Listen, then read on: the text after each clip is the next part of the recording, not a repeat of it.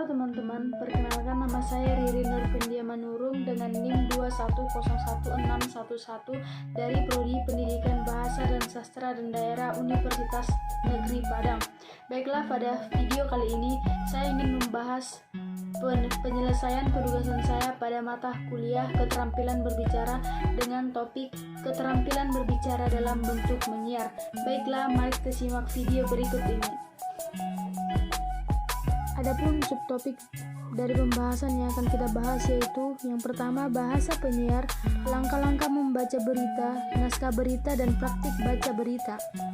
Yang pertama, bahasa penyiar. Seorang penyiar radio akan memilih bentuk bahasa yang digunakan dalam berkomunikasi dengan pendengarnya dengan memperhatikan kesesuaian antara fungsi dan situasinya. Sebagian besar penyiar dalam membawakan acara-acaranya menggunakan bahasa Indonesia tidak baku. Hal itu karena bahasa seorang penyiar sering menggunakan bahasa tanpa memperhatikan kaidah-kaidah yang berlaku. Dengan kata lain, penyiar menggunakan bahasa mereka sendiri saat menyampaikan informasi. Selanjutnya, langkah-langkah membaca teks berita. Membaca teks berita artinya menyampaikan informasi kepada orang lain. Artinya ada pendengar yang mendengarkan penyampaian berita tersebut.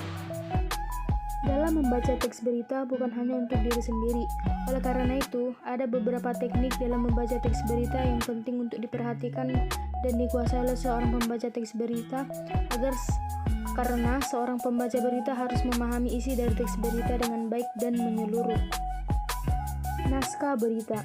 Naskah berita adalah informasi yang mengenai sebuah kejadian atau suatu hal yang akan terjadi dan menjadi perbincangan yang hangat di kalangan masyarakat dalam penyampaian melalui koran, siaran televisi, radio, atau majalah.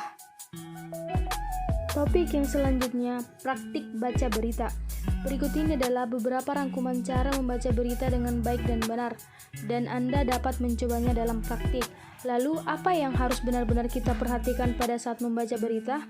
Inilah yang akan kita bahas saat ini. Hal yang perlu diperhatikan dalam saat praktik berbicara yang pertama yaitu intonasi. Intonasi atau juga disebut dengan nada kalimat. Dalam membaca teks berita membutuhkan tingkat akurasi dalam membaca per kata dan per kalimat. Yang selanjutnya, artikulasi. Artikulasi merupakan jelasnya dalam pengucapan atau pengungkapan kata-kata yang kita keluarkan. Yang selanjutnya, volume. Volume adalah tingkatan kekuatan dan volume suara saat mengucapkan suatu kata. Volume juga perlu dipertimbangkan. Volume diukur oleh jangkar berita. Yang selanjutnya, ritme. Ritme adalah kecepatan membaca berita. Saat membaca berita, Anda harus menggunakan ritme yang baik agar tidak tergesa-gesa, formal, dan nyaman untuk didengarkan. Dan yang selanjutnya, posisi tubuh. Hal lain yang juga penting dalam membaca berita ketika kita membawa atau membaca berita,